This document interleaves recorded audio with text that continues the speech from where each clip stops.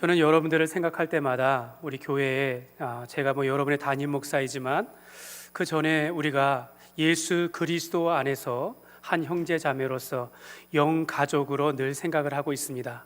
그래서 늘 여러분들에게 가까운 마음으로, 같이 하는 마음으로, 그렇게 사랑하는 마음으로 여러분들을 대하고 있습니다. 제가 우리 가족에 대하여 아버지에 대해서는 한두 번 이야기한 적이 있는데 제가 어머니에 대해서는 많이 이야기한 적은 없습니다. 제 어머니를 생각하면은 좀 마음의 아픔이 많기 때문에 또 나중에 이런 것을 또 간증할 시간들이 되겠는데, 제 어머니는 1934년생으로 올해 88이십니다. 우리 교회 황계분 집사님이 올해 88이신 걸로 알고 있는데 가장 많은 나이 많으신 분에 속합니다. 근데 우리 어머니는 당시에도 중등학교를 졸업할 정도로 또 이렇게 학력이 좋으십니다. 더 놀라운 것은 우리 엄마가 이렇게 일본어를 좀 하세요. 일본어를. 그래서 이쯔니 산시 고로코 시치하치 주크 큐주 이런 식으로. 근데 이 정도가 아니라 이렇게 좀 말을 할 정도로 깜짝 놀랍니다. 제가 깜짝 놀랐는데 알고 보니까 당시 어머니가 태어나셨을 때가 그 일본의 식민지 교육 아래 받은 영향이었다라는 것을 알게 되었습니다. 그래서 겉으로 보기에는 좀 대단하다라고 생각하지만 그 내막을 알면 좀 마음이 아픈 그런 우리의 역사입니다. 여러분, 역사를 잊은 민족에게는 미래가 없다라는 말이 있습니다.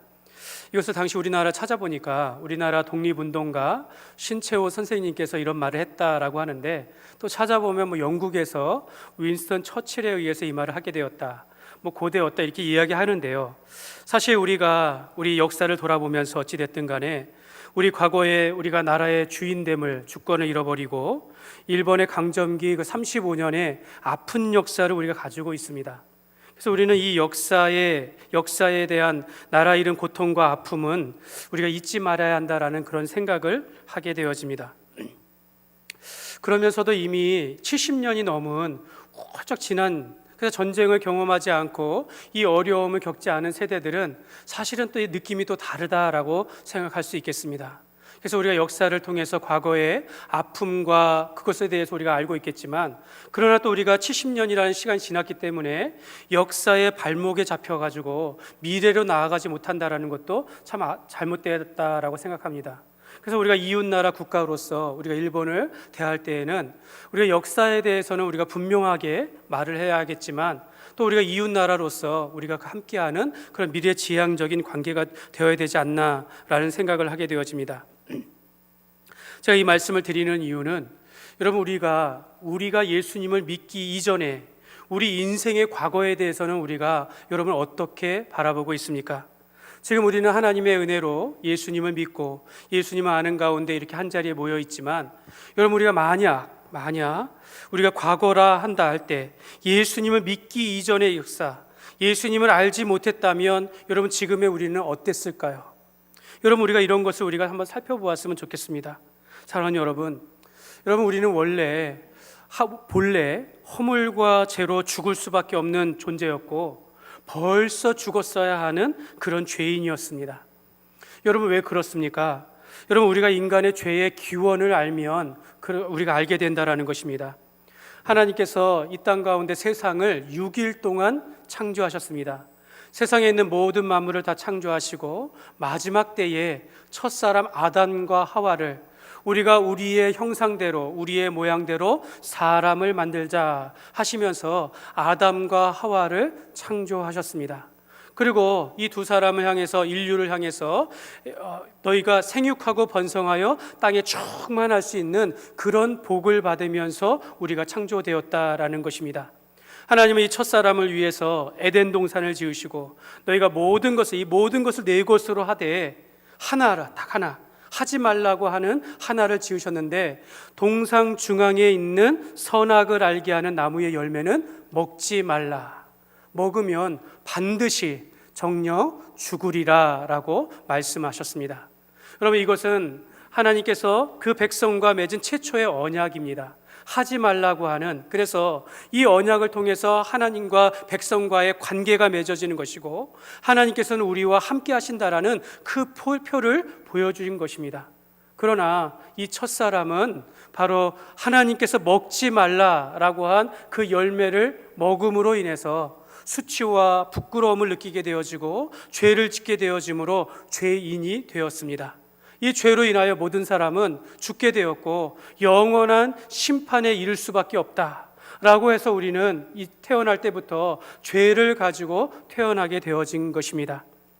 하나님께서는 우리가 정말 첫사랑 가운데서 하나님은 사람에게 선악간 선택할 수 있는 자유의지를 주셨는데 시험을 받아서 범죄하게 되었고 이로 인하여 모든 사람은 죄 가운데 태어나 죽게 되었습니다. 그럼에도 정말로 감사한 것은 하나님께서 인간이 하나님의 말씀에 불순종함으로 죄를 지어서 반드시 죽게 되었지만 하나님께서는 죄를 지은 그 사람을 즉시로 멸하시지 않았다라는 것입니다. 하나님께서는 자비하시고 하나님께서 노하기를 더디하시는 그 성품 안에서 하나님의 은총을 입어 사람이 살게 되었다라는 것입니다. 신명기 4장 31절에 보면 내 하나님 여호와는 자비하신 하나님이시라.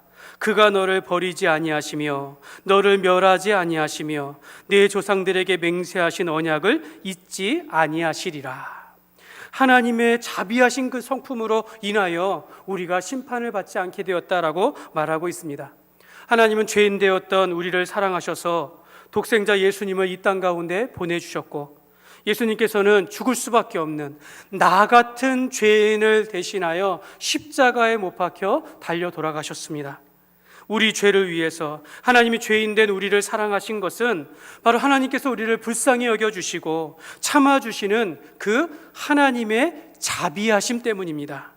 결국 하나님의 자비하심으로 우리가 죄로 인하여 진노 가운데 죽을 수밖에 없음에도 불구하고 우리가 살게 되었다라는 것입니다. 우리를 불쌍히 여기시는 이 긍휼하심으로 예수 그리스도의 보혈로 우리가 다 살게 된 줄 믿습니다.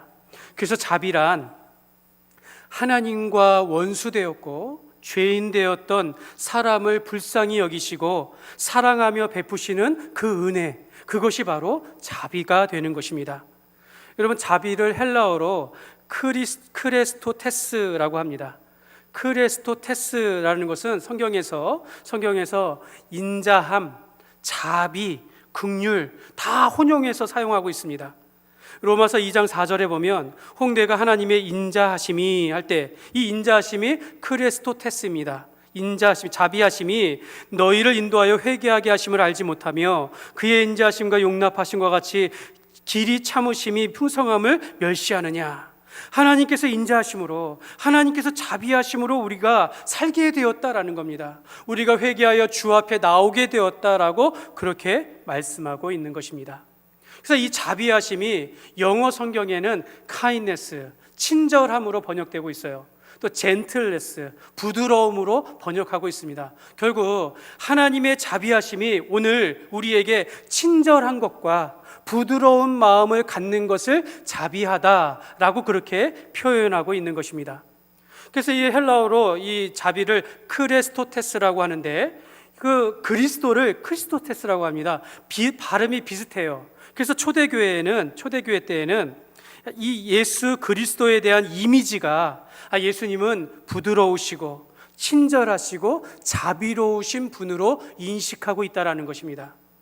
그래서 당시에 그리스도인들을 향하여서 친절하지 않으면 이렇게 말하는 거죠. 당신은 그리스도인인데 왜 친절하지 않습니까? 이렇게 말한다라는 거예요. 우리 옆 사람이랑 한번 말해 보십시오. 한번. 왜 친절하지 않습니까? 이렇다라는 겁니다. 성도를 향해서 친절하지 않으면 왜 당신은 친절하지 않습니까? 그리스도인은 이런 이미지를 가지고 있다라는 겁니다. 그래서 우리는 그리스도인들은 그리스도를 본받아서 타인을 향하여 가엾게 생각하고 배려하고 상대방을 행복하게 하는 그 친절, 그거를 자비로 여긴다라는 것입니다. 예수님께서는 너희가 내 형제 중에 지극히 작은 자에게 한 것이 곧 내게 한 것이다 라고 그렇게 말씀하시면서 우리가 우리 이웃 가운데 쥐린 자에게 먹을 것을 주고 목마른 자에게 마실 것을 주고 헐벗은 자에게 입혀주는 것, 이것이 곧 주님께 한 것이다 라고 말씀하십니다. 그러므로 우리가 우리의 이웃에게 친절하게 대하고 베풀면서 나누는 그 섬기는 그 자비, 그 긍휼함을 우리가 예수님께 대하는 것과 같다라고 우리가 바라봐야 한다라는 것입니다. 요한일서 4장 20절에 보면 우리 같이 한번 읽겠습니다. 누구든지 하나님을 사랑하노라 하고 그 형제를 미워하면 이는 거짓말하는 자니 보는 바 그 형제를 사랑하지 아니하는 자는 보지 못하는 바 하나님을 사랑할 수 없느니라. 여러분, 우리가 하나님을 볼 수 있는 것, 하나님을 사랑하는 것은 내 이웃, 내 형제를 사랑하는 것과 같다라는 것입니다. 내 형제를 사랑하지 않으면 그 사람은 하나님을 사랑하지 않는 것과 같다라고 그렇게까지 말씀하신다라고 말씀하고 있는 것입니다.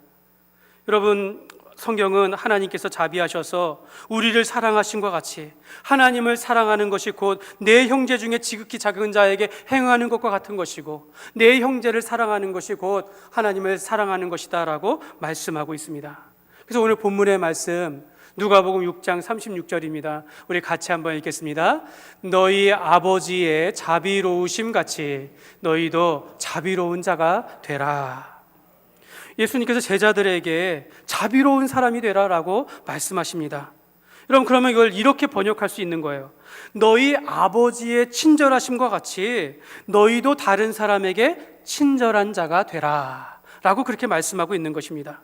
예수님 이 누가복음 6장에 이 말씀을 하시면서 앞에는 이렇게 말씀해요. 우리가 원수를 사랑하고 원수라도 선하게 대하며 아무것도 바라지 말고 꾸어주라 이렇게 말씀하고 있고요.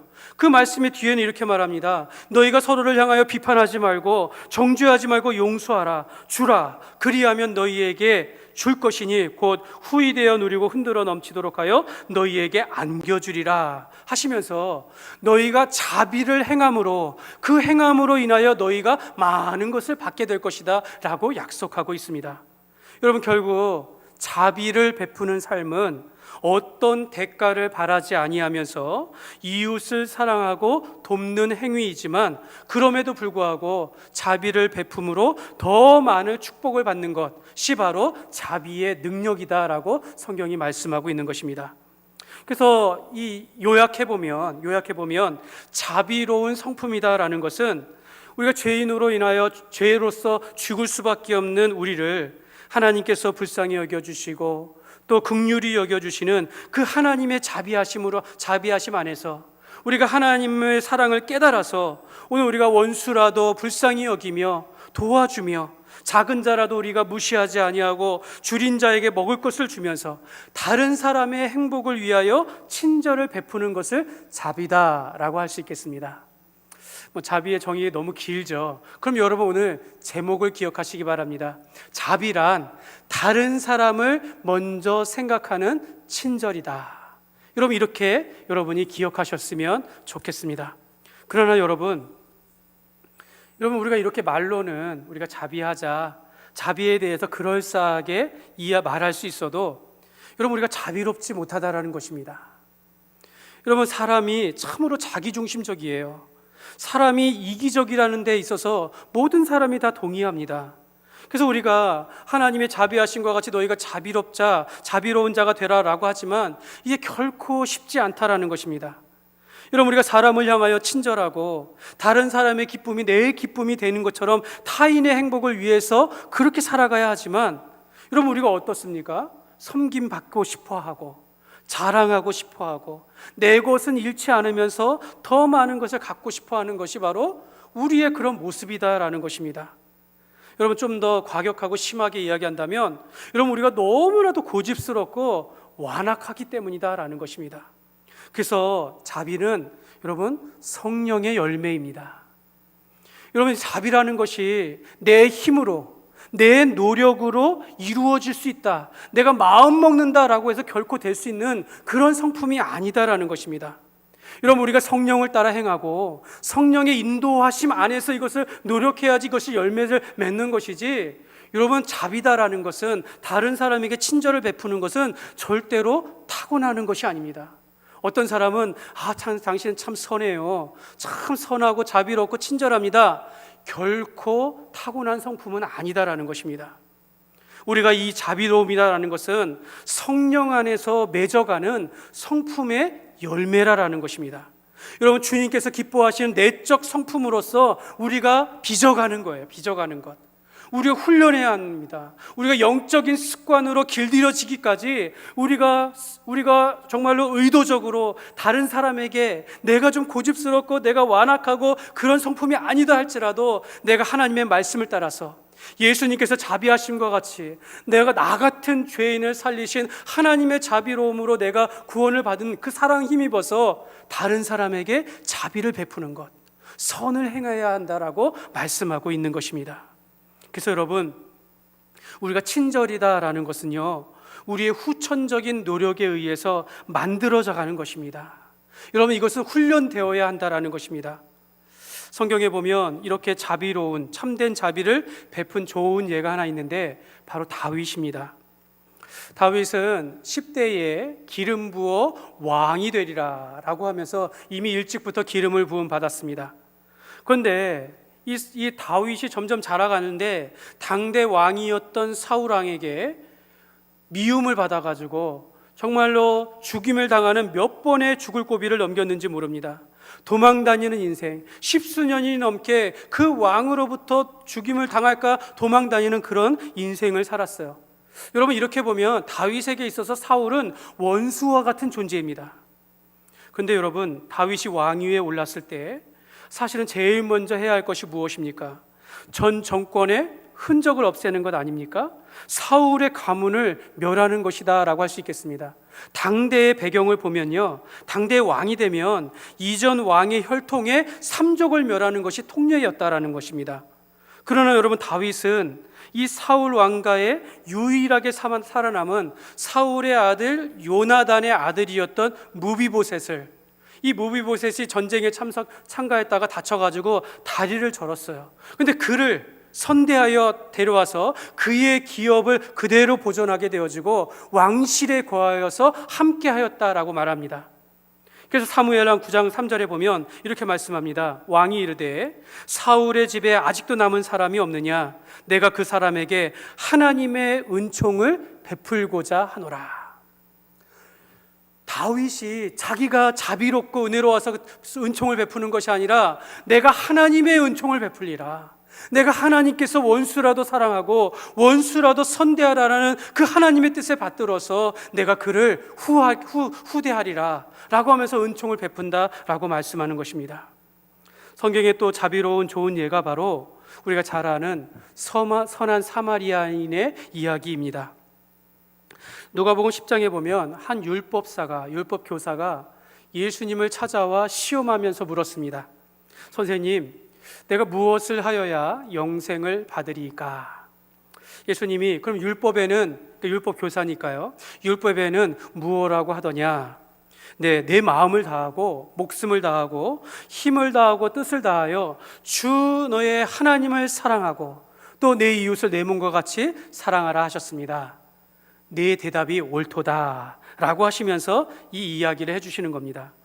어떤 사람이 여리고를 지나가다가 강도를 만나가지고 가진 것을 다 빼앗기고 맞아가지고 정말 거의 죽게 된 채 길가에 버려진 것입니다. 그때 마침 한 제사장이 지나가다가 이 강도 만난 사람을 보고 피하여 그냥 지나갔다라는 것입니다.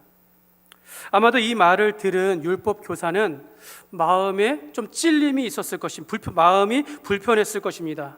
마치 자기를 빗대어 말한 것이 아닌가. 제사장은 강도 만난 사람을 보면서 자기도 강도를 만날까 피할 수도 있겠지만, 여러분, 율법에 보면은요, 피를 흘리는 자는 부정한 자니 너의 거룩함을 위하여 피하라라고 말씀하고 있어요. 그러니까 이 율법 교사는 이 말을 알고 있었을 것입니다. 그러니까 율법이기 때문에 피하여 간 것입니다. 따라오던 레위인도 이 사람을 피하여 갔다라고 예수님께서 말씀하십니다. 아마도 이 레위인은 먼저 택함을 받았고 주의 일을 위해서 부름을 받은 사람이지만, 예배와 같은 예전을 다하는 사람이지만, 이 사람도 강도 만난 이웃을 보고 그냥 지나쳤다라는 것입니다. 그런데 예수님께서는 이 제사장과 레위와는 다르게 좀 반대되어지는, 당시 사람들이 차별하고 멀리하는 사마리아인에 빗대어서 한 여행 중에 있는 사마리아인이, 그러니까 그 동네 사람도 아니에요, 여행 중에 있는 사마리아인이 길을 가다가 이 사람을 보고 불쌍히 여겨서 가까이 가서 상처를 치료하고 가까운 주막에까지 데려다 돌보아 주면서 자기가 데나리온 2를 주면서, 한 데나리온이면 하루 일당치예요. 그러니까 수십만 원의 돈을 지불하면서 이 사람을 좀 돌보아 주라 라고 하면서 내 몸과 같이 그를 돌보아 주었다라는 것입니다. 그러면서 결론을 내리며 예수님께서 이 세 사람 중에 누가 강도 만난 자의 이웃이 되겠느냐라고 물었을 때 성경은요, 사마리아인입니다 라고 대답하지 아니하고 자비를 베푼 자니이다, 내가 가서 이와 같이 하라 라고 예수님께서 말씀하셨습니다. 여러분, 예수님께서 말씀하신 자비란 바로 이웃을 불쌍히 여기는 마음으로 이웃을 돌보는 것이에요. 선을 행하는 것이었습니다. 바로 이것이 이웃을 사랑하는 것이고 영생에 이르는 것이다 라고 예수님께서 가르쳐 주신 것입니다. 그래서 여러분, 자비란 성령의 9가지 열매 가운데 가장 많이 행동으로 표현되는 것입니다. 바로 이 성품의 열매가 행동으로 가장 많이 나타나는 것이 바로 자비다라고 할 수 있겠습니다. 사실 여러분, 제사장이라 할지라도 레위라 할지라도 그 피하여 간 거 누가 뭐라고 할 수가 없어요. 자기도 위험에 노출되어 있는데, 자기도 죽을 수 있는데 피하여 간들 뭐라고 할 수 있겠습니까? 그러나 여러분, 성도라면, 예수님을 믿는 그리스도인이라면 의도적으로 우리가 나와 같은 죄인이었던 내가, 죽을 수밖에 없는 내가 하나님의 자비하심 가운데 내가 살게 되었으니까 나도 하나님의 자비하심을 본받아 우리가 이렇게 어려움과 공궁에 처한 이웃이 있다면 내가 찾아가 자비를 베풀어야 한다라고 말씀하고 있는 것입니다. 여러분, 우리가 하나님의 사람이라면, 성도라면 이와 같은 일들을 할 수 있어야 하는 것이 그리스도인의 삶이다라고 말씀하고 있는 것입니다. 저는 이 말씀을 준비하는 가운데 이 자비에 관한 한 설교문을 읽으면서 그 안에 있는 예화를 보고 참 적절하다라는 생각이 들어가지고 여러분에게 소개하려고 합니다. 사실 너무 평범한 이야기이긴 한데요, 한 회사의 직원이 이게 퇴근할 시간이 되었는데 일이 많아가지고 야근을 하게 되었습니다. 근데 일을 하고 있는데 사무실로 전화가 한 통 왔어요.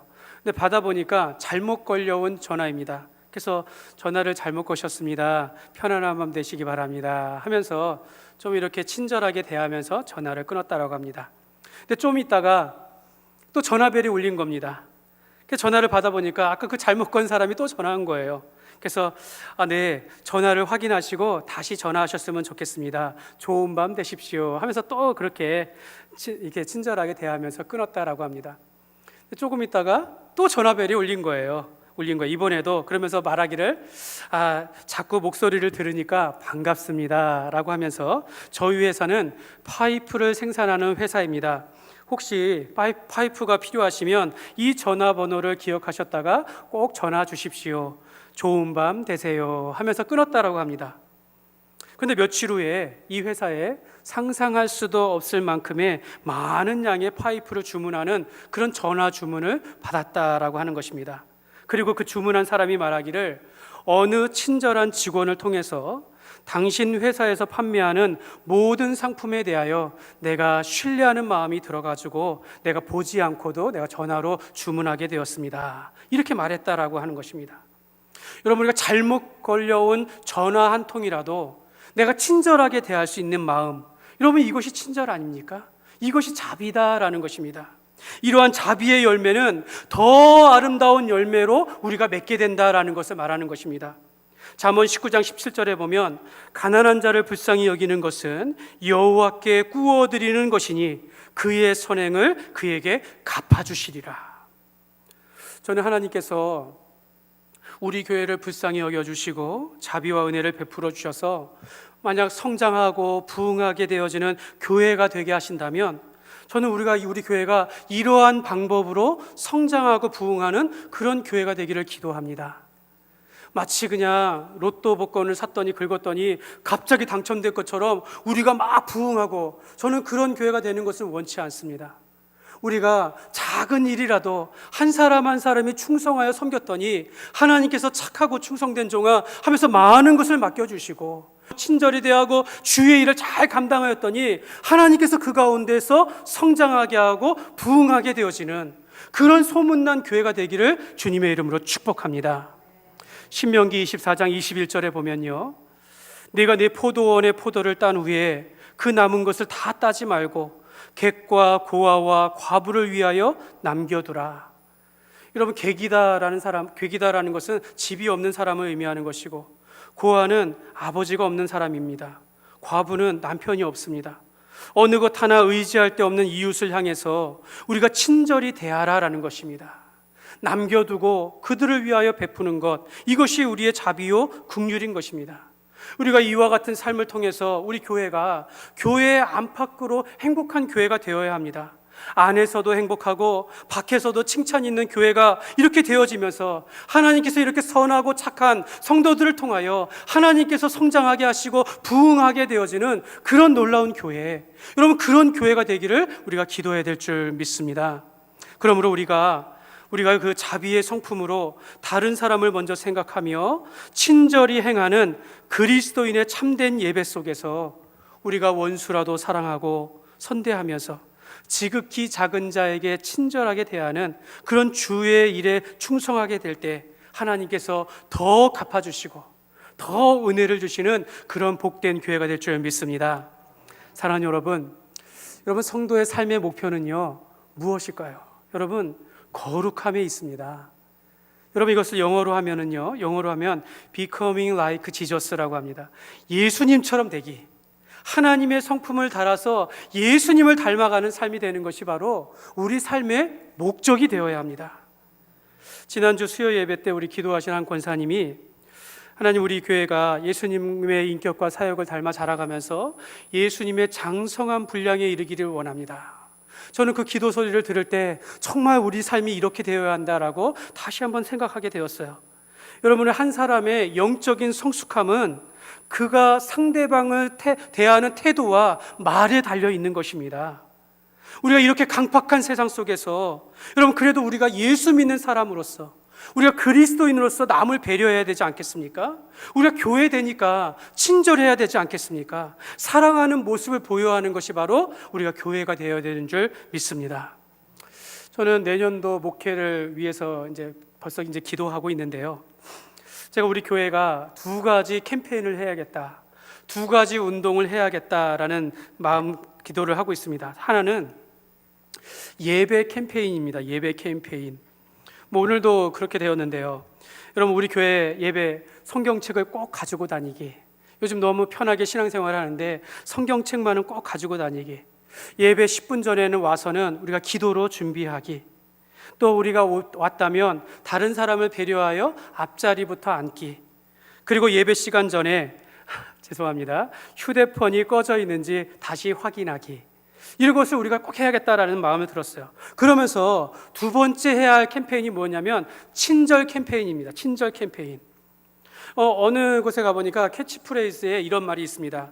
당신의 친절과 미소는 고객에게 감동을 줍니다. 이게 누구에게 하는 교육인지 아십니까? 우리나라 119 소방대원들에게 하는 교육이라고 합니다. 당신의 친절과 미소는 고객에게 감동을 줍니다. 의정부의 한 주민센터에서는 직원들을 가르칠 때 친절 3S를 가르친다고 합니다. 친절 3S. 첫 번째 S는 스탠드업, 일어서서 고객을 맞이하기. 두 번째는 스마일, 미소로 사람을 대하기. 세 번째는 say yes, 긍정적으로 사람을 대하라. 여러분, 세상에 있는 모든 섬기는 공무원들도 이와 같은 교육을 받아요. 근데 여러분, 우리가 원래 이전에는 죽을 수밖에 없고 진멸될 수밖에 없는 우리가 하나님께서 우리를 참아주시고 하나님께서 우리를 자비하신 가운데 우리를 살려주시는 그 사랑을 깨닫는 우리가 세상을 향하여 더 친절해야 한다는 것입니다. 사랑하는 여러분, 우리 교회가 처음 오신 분들에게 머물고 싶고 가고 싶은 교회가 되기 위해서는 여러분, 첫 인상이 매우 중요합니다. 여러분, 예배에 대한 첫인상도 중요하겠죠. 예배에 와니까 하나님의 말씀이 살아있고 성령의 감동이 있고 우리가 위로와 힘을 얻으면 너무 좋은 것입니다. 그런데 여러분, 예배의 첫인상 전에 처음 오신 분들이 여러분을 만날 때의 첫인상이 더 중요하다라는 것입니다. 여러분이 누군가를 처음 만났을 때 그 인상이 곧 우리 교회가 되는 거예요. 그래서 제가 안내 부장님을 우리 최원욱 권사님인데, 우리 최원욱 권사님의 그 웃는 거, 안내하시는 분들 더 웃어야 한다라는 거예요. 우리 최원욱 권사님보다 더 많이 웃으시는 분들은 저에게 소개해 주시기 바랍니다. 그러면 제가 안내위원으로 또 세우기를 원하는데요. 여러분, 우리가 첫 인상이 이렇게 중요한 거예요. 제가 요즘에 하는 습관 중에 하나가 이거예요. 제가 미간에 이렇게 막 누릅니다. 제가 좀 살이 쪄서 그런지 여기 미간에 줄이 생겨요. 제가 말씀을 너무 심각하게 전하는지 아니면 내가 잘못된 생각을 하는지 미간에 주름이 잡혀요. 그래서 제가 자꾸 노력을 합니다. 미소를 잃지 말자, 친절하자, 이렇게 하면서. 그래서 그런지 며칠 전에 한 집사님이 목사님은 참 귀여우십니다, 이런 말을 했다고 제가 곁에서 들었어요. 그래서 제가 얼마나 그 말을 들으면서 감사한지 몰라요. 여러분, 목사에 대한 이미지가 있어요. 좀 위엄 있고 근엄하고 점잖고, 물론 그럴 수도 있지만 여러분, 우리가 그리스도 안에서, 목사이기 전에 그리스도 안에서 우리가 한 영적인 가족이기 때문에 우리가 서로 안에서 우리가 친절하며 미소 지으며 우리가 긍정적으로 삶을 대해야 한다라는 것입니다. 제 예전에 설교 중에 미인 대칭 7가지 행복 습관이다라는 책을 소개한 적이 있습니다. 김기현 목사님이 이 책을 쓰셨는데 제가 언젠가 이분을 한번 모시고 싶어요. 근데 이분이 미인 대칭 7가지 행복 습관이 있는데 그게 뭐냐면 서로 사랑하고 미소 짓고 인사하고 대화하고 칭찬하고 감사하고 나눔의 습관을 갖자라는 것입니다. 여러분, 그 사람의 마음을 움직이기 위해서는 그 책에 보니까 사람들이 즐거울 때, 사람들이 어떤 의미를 느낄 때, 사람들이 칭찬을 들을 때 사람의 마음이 움직인다라는 것입니다. 여러분, 이것이 결국 무엇입니까? 친절한 삶을 의미하는 것이에요. 여러분, 우리가 사람의 마음을 움직여 주 예수께 인도하는 것이 우리 삶의 길 아니겠습니까? 그러니까 우리가 한 영혼을 주 앞에 돌아오게 하는 이 삶의 이유를 위해서 우리가 더 친절해야 할 이유가 있다라는 것입니다. 말씀을 맺겠습니다. 여러분, 나 같은 죄인을 위해서 베푸신 하나님의 그 최고의 자비가 무엇이었습니까? 바로 예수님을 믿는 것이었습니다. 결국 여러분, 최고의 자비란 예수님을 소개하고 예수님을 나누는 것입니다. 참된 아버지를 모르는 고아와 같이 방황하는 영혼들을 향해서 예수님을 만날 수 있도록, 우리는 영원한 천국을 향하여 살아가고 있는데 천국을 알지 못하는 사람들에게 예수님을 소개하기 위하여 오늘 우리가 성령의 5번째 열매, 자비로운 이 열매를 맺으며 친절한 삶을 살아가게 되는 줄 믿습니다. 여러분, 교회는요, 목적 없이 자비를 베풀지 않습니다. 목적 없이 행하는 자선단체가 아니에요. 우리는 철저하게 예수 그리스도의 복음을 증거하기 위하여 우리가 사람들에게 친절하게 대하는 것입니다. 그러므로 오늘 우리가 성령의 5번째 자비의 열매를 보면서 친절이란 절대로 타고난 성품이 아니다라는 것을 우리가 알고, 성령 안에서 맺어가는 열매로서 우리가 영적인 습관으로 맺어가야 하는 열매임을 알고, 우리가 먼저 상대방을 먼저 생각하여 친절한 태도와 말과 선을 베푸는 그런 친절한 그리스도인이 되시기를 주님의 이름으로 축원합니다. 이 시간에 우리 함께